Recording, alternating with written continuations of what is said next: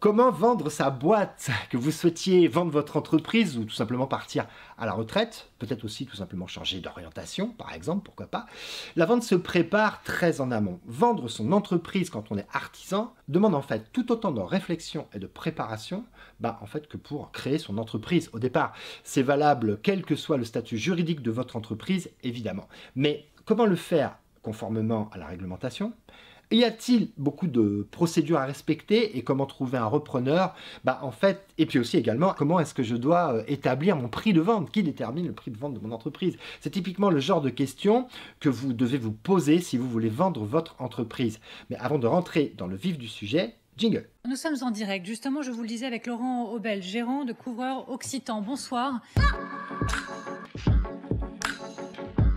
Près de Toulouse, le gérant d'une PME a choisi, lui, d'exaucer les vœux de ses salariés. Pour que la vente de votre entreprise se passe au mieux, il y a évidemment une façon de faire qui peut paraître très complexe, mais je suis là pour tout vous expliquer, rassurez-vous. Vous devez sûrement vous demander, mais en combien de temps est-ce que je vais réussir à vendre ma boîte? C'est sûr que ce n'est pas une voiture. Comment faire s'il y a beaucoup d'entreprises en vente pour rendre la mienne plus attractive? Quelle est la meilleure période pour vendre? Tout entrepreneur ou auto-entrepreneur doit savoir que l'anticipation est la clé de la réussite de la vente d'une société. Nous allons donc voir dans cette vidéo toutes les démarches à adopter pour préparer au mieux votre entreprise et pouvoir la mettre en vente tout en tirant le meilleur prix. Mais juste avant de voir tout ça, dans le détail, je fais une petite pause et je vous propose d'aller tout simplement vous abonner tout de suite à la chaîne si ce n'est pas déjà fait, bien sûr. Et puis également, vous pouvez, alors si vous me suivez déjà, d'ailleurs j'en suis très reconnaissant et je vous en remercie, j'en profite pour le faire. N'oubliez pas d'activer la petite cloche. Pour ceux qui ne sont pas au courant, je poste chaque semaine des vidéos qui ont pour objectif d'aider les artisans qui souhaitent lancer ou développer leur activité. J'essaie d'aborder toutes sortes de sujets qui pourraient en fait les préoccuper et je tire profit de mon expérience personnelle pour les guider. Voilà, tout simplement. Si vous êtes reconnu, je suis sûr que mes vidéos pourront vous aider. Allez, on y va, on commence à parler du sujet du jour et regardez bien la vidéo en entier parce qu'en fin de vidéo, je vais vous livrer 5 erreurs à éviter pour bien vendre son entreprise. Ce sont de précieux conseils qui vont fortement vous servir, alors soyez attentifs. Pour les dirigeants, vendre son entreprise est la plupart du temps vécu comme une étape pénible. Ça arrive assez fréquemment que la vente soit liée à une période de difficulté économique ou personnelle et il peut être très difficile pour un fondateur de se détacher de sa société. Mais l'objectif, c'est que l'opération se déroule dans les meilleures conditions et pour ce faire, vous devrez à la fois respecter un ensemble de démarches et de formalités et éviter les erreurs courantes qui peuvent être faites lors de ce type de transaction. La vente d'une entreprise, qu'elle soit une SARL, EURL, une SAS, une SCU, une SASU ou autre, c'est une opération fastidieuse qui révèle en fait des enjeux importants sur le plan financier, mais aussi sur son futur développement. C'est pour ça que vous, le cédant, vous devez bien préparer la transaction, définir un prix cohérent, trouver un acquéreur sérieux évidemment et effectuer toutes les démarches et formalités nécessaires à la vente pour qu'elle soit réalisée dans des conditions optimales. La première étape, ça va être la préparation de l'entreprise.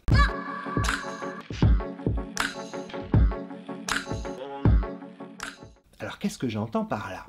Cette première étape, c'est une étape cruciale du processus de vente. Vous allez vous rendre compte qu'elle nécessite énormément de temps et une forte implication de votre part. Généralement, cette étape doit durer au minimum 1 an. Autrement dit, vous devez vous y préparer au moins 1 an à l'avance si vous voulez que cette vente se réalise dans de bonnes conditions et je me doute que c'est votre cas. Mais 1 an, c'est vraiment un minimum. Honnêtement, moi, ça me semble compliqué. De façon réaliste, on recommande plutôt entre 2 et 5 ans. À ce stade, le but, c'est de valoriser l'entreprise afin d'en obtenir un bon prix. Ça va impliquer de régler un par un tous les éventuels problèmes qui peuvent exister dans votre entreprise en amont à la mise en vente. Vous vous demandez pourquoi c'est si long de préparer la vente de son entreprise? En fait, premièrement, ça va dépendre du type de structure de votre boîte. Plus vous avez un statut avec de fortes nombreuses implications et obligations, plus la société sera longue à préparer pour la mise en vente. Entre l'éventuelle séparation du foncier de l'exploitation, la recapitalisation, les innovations produits, enfin, vous allez avoir vraiment du pain sur la planche pour vendre votre boîte. Mais comprenez bien que toute cette préparation vise à minima à transmettre un outil opérationnel, voire à moderniser l'existant pour que le repreneur puisse avoir ensuite une grande liberté d'action. Pour commencer, il vous faudra réaliser un diagnostic complet de votre entreprise, le diagnostic qui vous permet en fait de mettre en avant les points forts de l'entreprise et de repérer ses points faibles, évidemment. Il faut donc qu'il soit le plus complet possible et il doit aborder tous les domaines de l'entreprise. Donc pour ça, on va distinguer 4 sous-diagnostics. Le premier, évidemment, c'est le diagnostic de l'activité.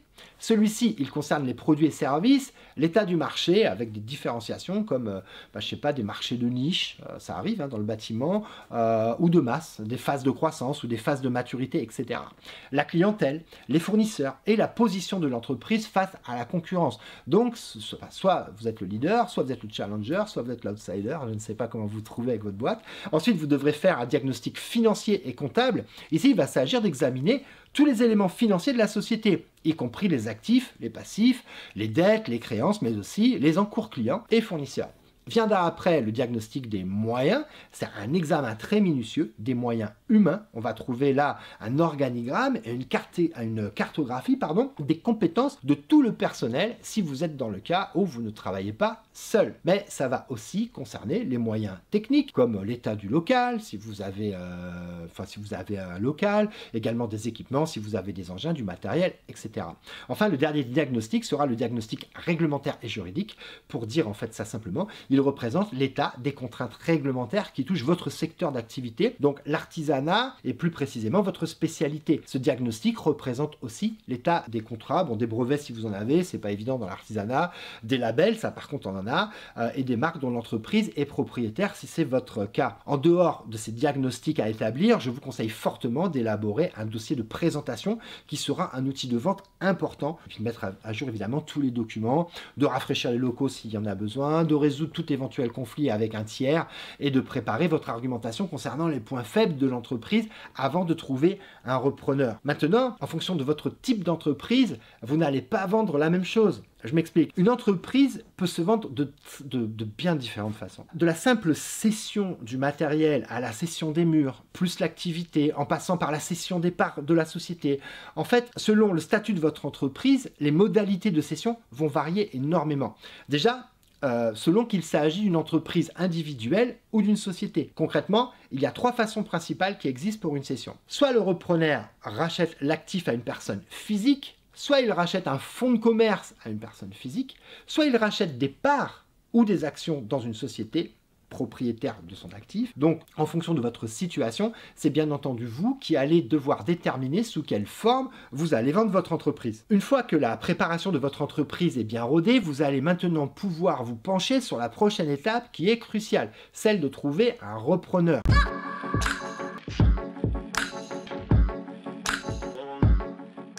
Vous devez vous en douter, mais le succès de la vente d'une entreprise repose fortement sur le choix du bon repreneur. Il faut donc le chercher au bon endroit, tout simplement. Il existe plusieurs moyens de trouver un repreneur, notamment les réseaux personnels, que ce soit vos amis, des membres de votre famille, des sous-traitants, des salariés, des clients, les fournisseurs, négligez pas les fournisseurs, et puis même des gens qui n'étaient pas sympas jusque-là, qui sont vos concurrents, qui peuvent devenir des repreneurs, des donneurs d'ordre, ainsi de suite. Il existe ensuite aussi les organismes spécialisés, comme les chambres de commerce. Nous, c'est plutôt la chambre de métier dans l'artisanat. Rapprochez-vous d'elle, elle est faite pour ça. Vous pouvez également chercher sur des réseaux de mise en relation entre cédants et repreneurs. Il existe un bon nombre de plateformes d'annonces payantes qui proposent ce genre de service. Et enfin, vous pouvez aussi chercher votre repreneur sur des sites internet spécialisés qui sont vraiment adéquats si votre entreprise peut être délocalisée facilement. Dans tous les cas, indépendamment du repreneur, que vous sélectionnerez, c'est très important que votre annonce soit complète et bien ficelée pour n'attirer que les vrais potentiels acquéreurs. Vous devez également penser à faire signer un accord de confidentialité aux repreneurs potentiels qui vont donner suite à l'annonce dans enfin dans le cas où vous faites face à plusieurs repreneurs intéressés, vous devrez faire le tri entre les différentes propositions qui seront présentées sous forme de ce qu'on appelle une lettre d'intention, tout simplement. Ces lettres d'intention, elles indiquent les attentes de l'acheteur en termes de prix et de calendrier, mais aussi toutes les informations nécessaires au cédant. Ça me permet d'aborder d'ailleurs l'étape suivante, qui est l'évaluation du coût de votre entreprise et donc de son prix de vente.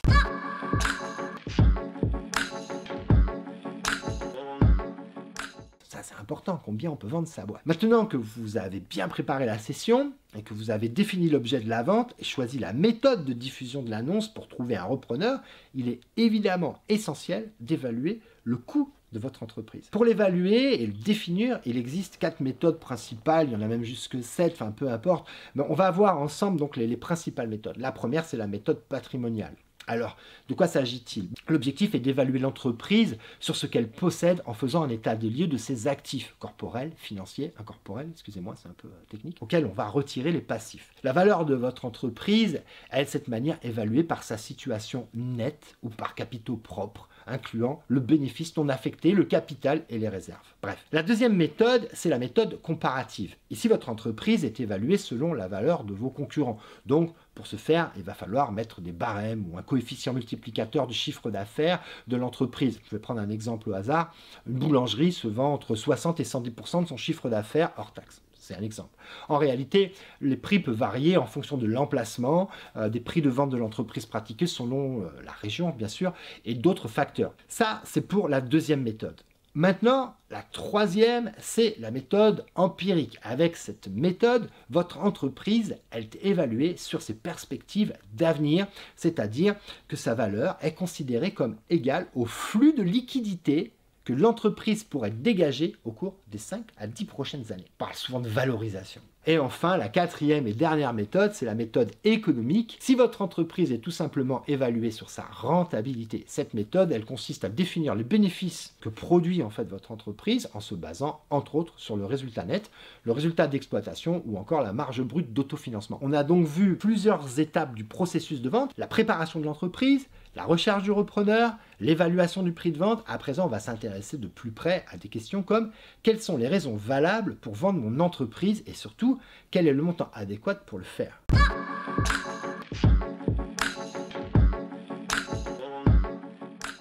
Parce que ce n'est pas un secret, la réalisation d'une bonne vente au bon prix doit se faire au moment opportun. Les raisons les plus invoquées pour vendre son entreprise, je vais vous les partager tout de suite, mais ça peut provenir en fait tout simplement d'abord d'un changement de vie personnelle, comme un divorce ou des problèmes de santé, des obligations familiales, la prise de retraite, entre autres. Voilà, on est sur des motifs personnels. Ça peut aussi s'expliquer par un besoin de liquidité, un besoin d'argent. Par exemple, si en tant qu'entrepreneur, vous souhaitez diversifier vos investissements, ça peut aussi arriver, mais ça peut aussi relever d'une responsabilité personnelle parce que effectivement, ça permet de se soulager des obligations fiscales, des dettes de la société et autres, des charges que vous pourriez avoir en tant qu'entrepreneur et que vous n'êtes tout simplement plus en mesure d'assumer. Bien sûr, le désir de vendre peut aussi être dû à une volonté d'explorer, je ne sais pas, de nouvelles raisons. Vous souhaitez peut-être simplement vous consacrer à d'autres activités, mais ça peut également s'expliquer par le souhait de vouloir faire progresser l'entreprise. On n'y pense pas, mais vendre, ça peut être aussi un moyen d'avancer, ou encore tout simplement par l'absence d'héritiers compétents dans la gestion de l'entreprise, compétents ou motivés. Les enfants ne sont pas obligés d'avoir envie de faire le même métier que nous. Mais surtout, voilà, toutes ces raisons sont valables. Mais pour terminer, on va voir ensemble comment choisir le moment opportun pour vendre votre entreprise.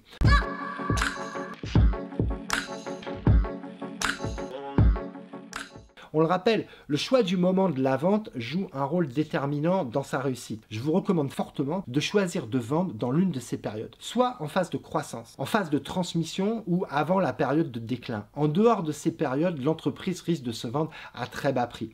La phase de croissance, c'est environ 3 à 5 ans après la création de votre entreprise. À ce stade, votre chiffre d'affaires est encore en développement, les courbes sont dans le bon sens, donc il s'agit de la période à laquelle votre boîte commence à être rentable rentables, mais réalisent encore des chiffres d'affaires assez modestes en fait dans le fond. Donc les acquéreurs peuvent y voir une opportunité à saisir. Ensuite, la phase de transmission, c'est le moment où votre entreprise est toujours rentable et continue de se développer, mais avec un taux de développement relativement plus bas que lors de sa phase de croissance. En général, cette période se situe entre la 8e et la 12e année de l'entreprise. Pendant cette phase, l'acheteur y voit une occasion d'obtenir un bon prix.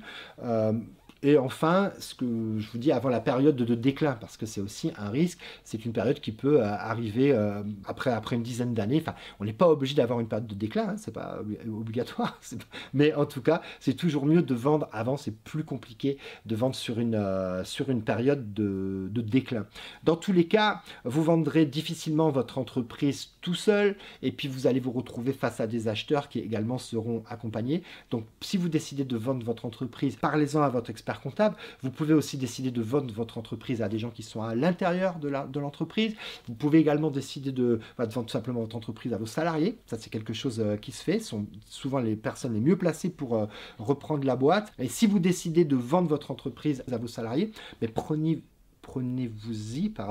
le plus tôt possible.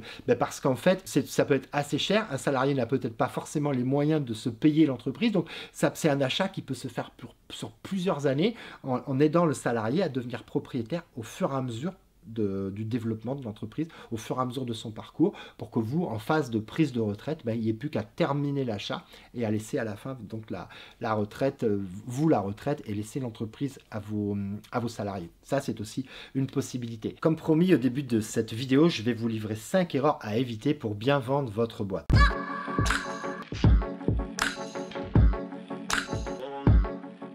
Première erreur, vendre sans s'y être préparé. N'oubliez jamais que l'anticipation est l'une des clés de la réussite de la vente d'une entreprise. Si vous n'avez pas pris le temps nécessaire à la préparation de cette session, ou qu'en fait vous ne savez pas encore ce que vous ferez par la suite, en fait vous ne devez pas encore vous lancer. Prenez votre temps. Deuxième erreur, vendre une entreprise qui n'est pas encore prête à être vendue, tout simplement. Oui, vous devez prendre en compte le fait que certains paramètres puissent empêcher la vente. Par exemple, les contrats inaccessibles. Dans cette hypothèse, vous n'avez pas obtenu l'autorisation de l'ensemble des actionnaires concernant votre intention de céder l'entreprise. Donc, il faut donc absolument identifier au préalable les problèmes que le repreneur, en fait, il pourrait rencontrer et y remédier. Ne la mettez pas en vente tant que vous n'avez pas réglé ces problèmes.